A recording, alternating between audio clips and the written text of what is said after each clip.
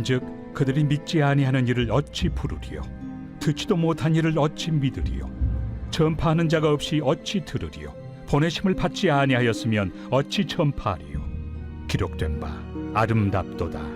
좋은 소식을 전하는 자들의 발이여 함과 같으니라. 그러나 그들이 다 복음을 순종하지 아니하였도다. 이사야가 이르되 주여, 우리가 전한 것을 누가 믿었나이까? 그러므로 믿음은 들음에서 나며 들음은 그리스도의 말씀으로 말미암았느니라. 그러나 내가 말하노니 그들이 듣지 아니하였느냐? 그렇지 아니하니 그 소리가 온 땅에 퍼졌고 그 말씀이 땅 끝까지 이르렀도다 하였느니라. 그러나 내가 말하노니 이스라엘이 알지 못하였느냐?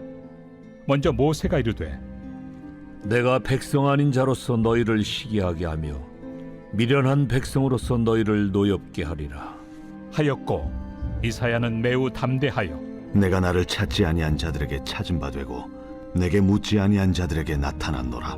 말하였고, 이스라엘에 대하여 이르되 순종하지 아니하고 거슬러 말하는 백성에게 내가 종일 내 손을 벌렸노라 하였느니라. 여러분은 운명을 믿으십니까? 어떻습니까? 신자들에게도 운명이 있을까요? 아마 불신자들은 운명 이런 것들을 많이 믿을 것 같아요. 우리는 어떨까요?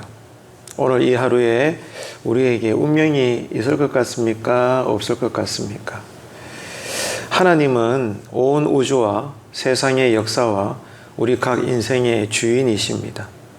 그런 하나님 앞에서 운명이나 우연, 사실 이런 것들은 없죠.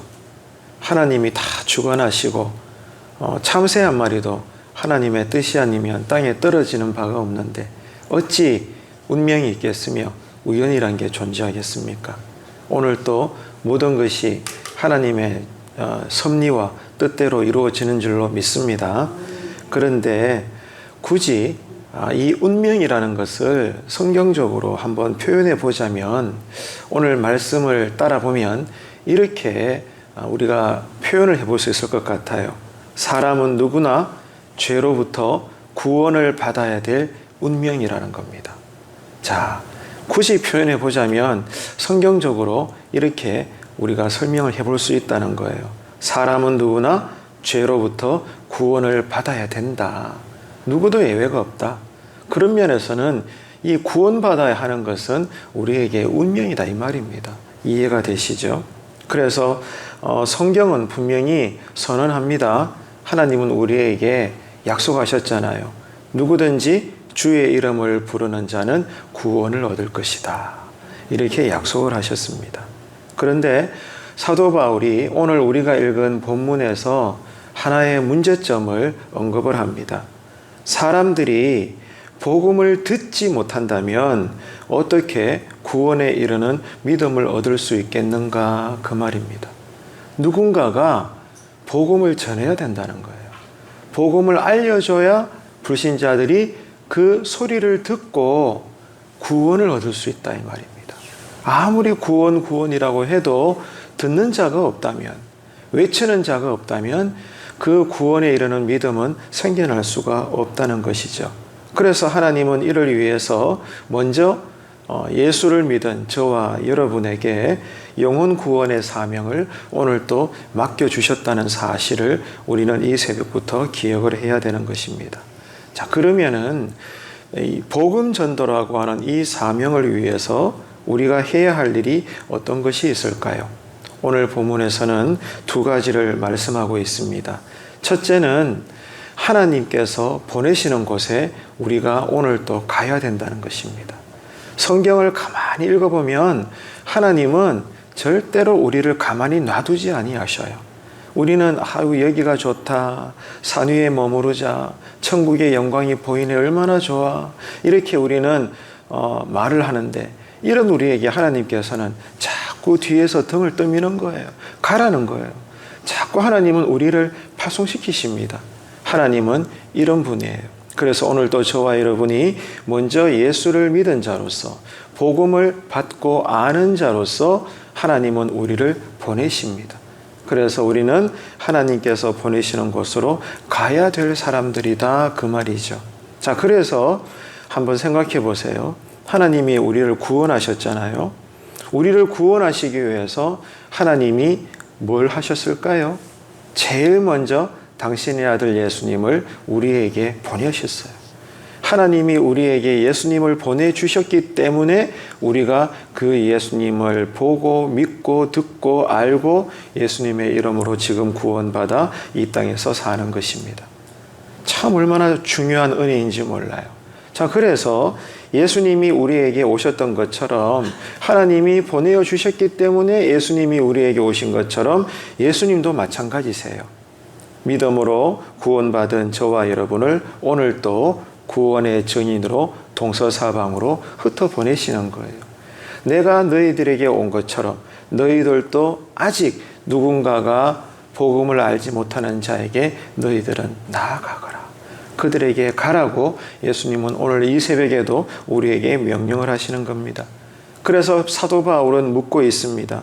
보내심을 받지 아니하였으면 어찌 전파가 되리요?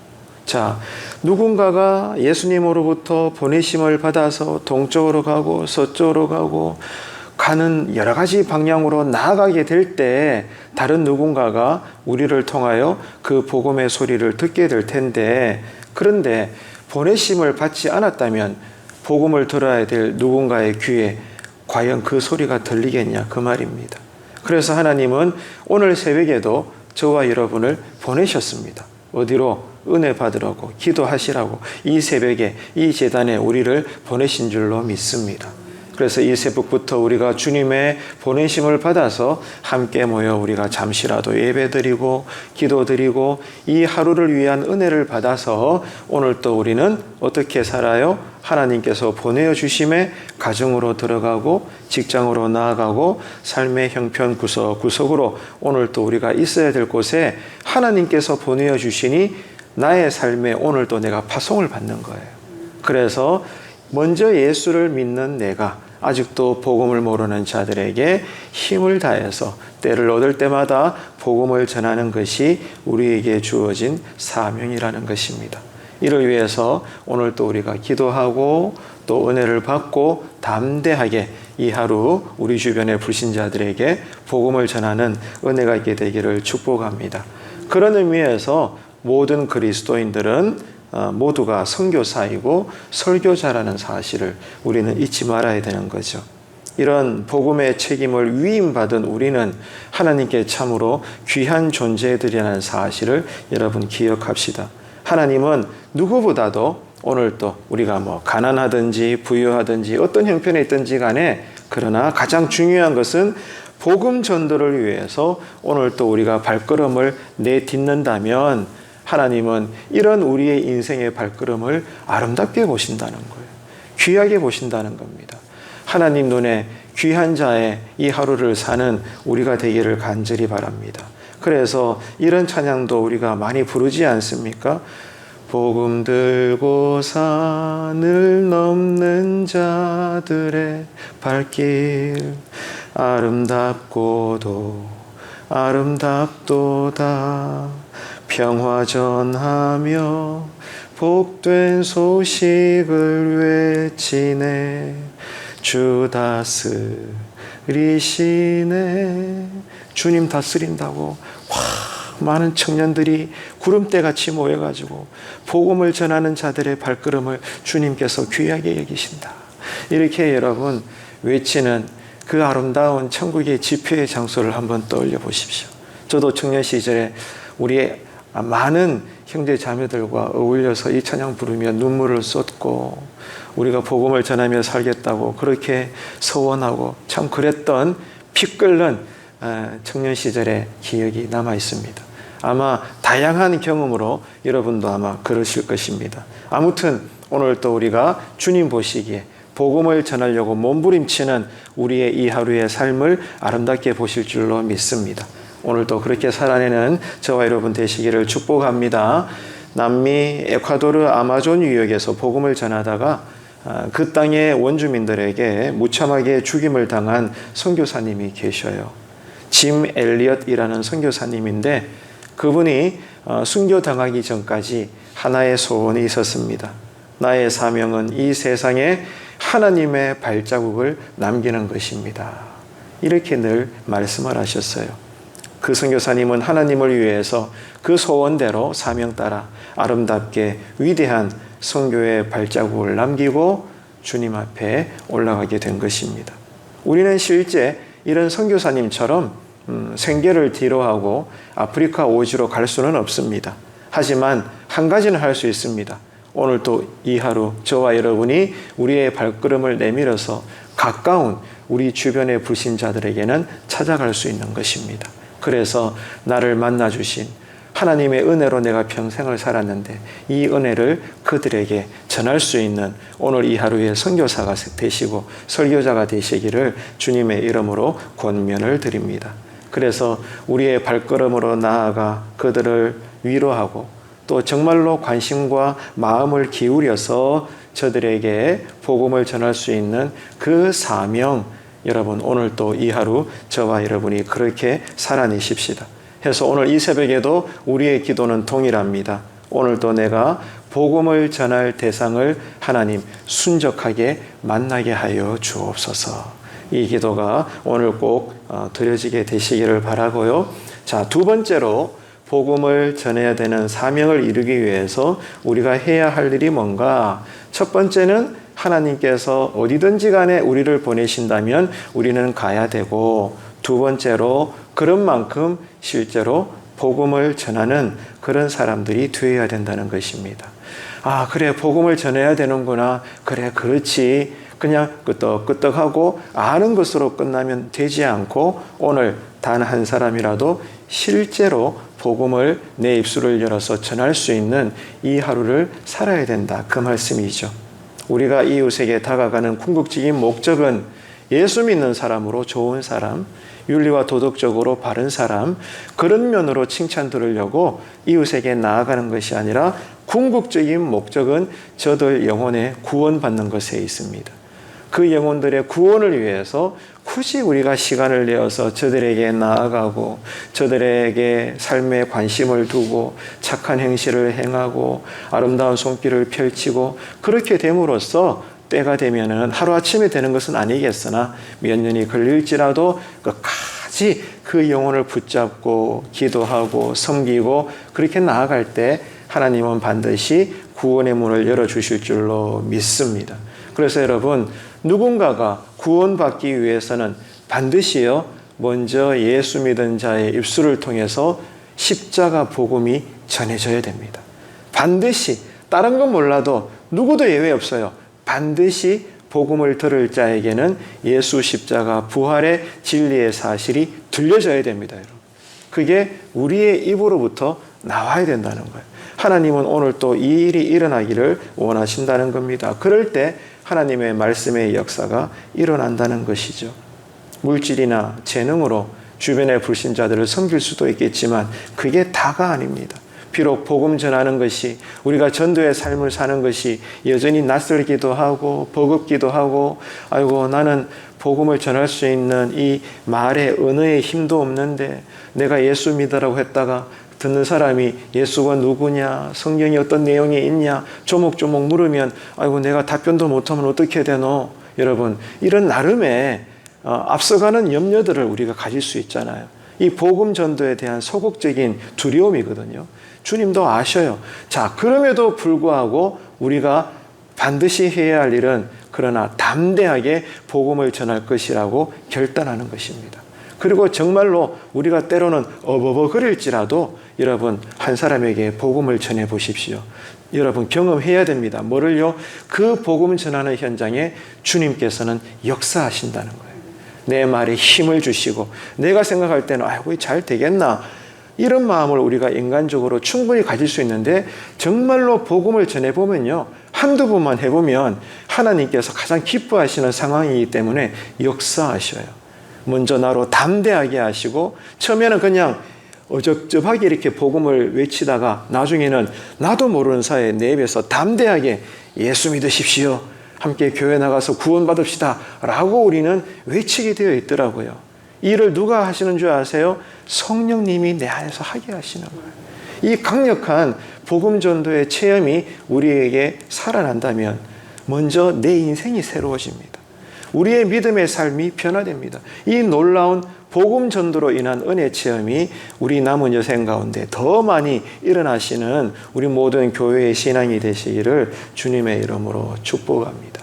그래서 여러분, 성령님께서는 무엇보다도 전도 현장에서 복음을 전하는 예수 잘 믿는 성도들에게 능력을 주시고 이 일을 잘 감당할 수 있도록 환경의 문도 열어주신다는 것을 우리가 기억해야 합니다. 그래서 사도 바울은 그리스도께서 복음을 전하게 하시려고 사도 바울 자신을 이방인들에게 보내셨는데 중요한 것은 사도 바울의 말의 지혜로 그리스도를 전하게 하지 아니하셨습니다. 때로는 우리가 가진 것으로 좀 더 고상하게 복음을 전하려는 마음을 가질 수 있고 인간적인 방법으로, 이 선한 마음이죠. 선한 마음에 내 안에 있는 좋은 것들로 복음을 한번 전해보려는 마음을 가질 수 있잖아요. 그런데 사도 바울도 이렇게 해봤어요, 어느 날. 그런데 그 도시에서는 처참하게 복음 전도가 실패했습니다. 참 하나님은 이런 분이세요. 내 안에 비록 작은 것이지만 지혜로운 것, 선한 것, 아름다운 것으로 복음을 전하려고 할 때는 안 되게 하시는 거예요. 그런데 사도 바울의 그 인생의 복음 전도 상황 속에서 유달리 복음 전도가 잘 되고 복음의 승리를 거두었던 그 도시와 집회와 그 현장에서는 모든 것들이 다 동일하게 말의 지혜가 아니라 오직 십자가의 복음만 전했다는 거예요.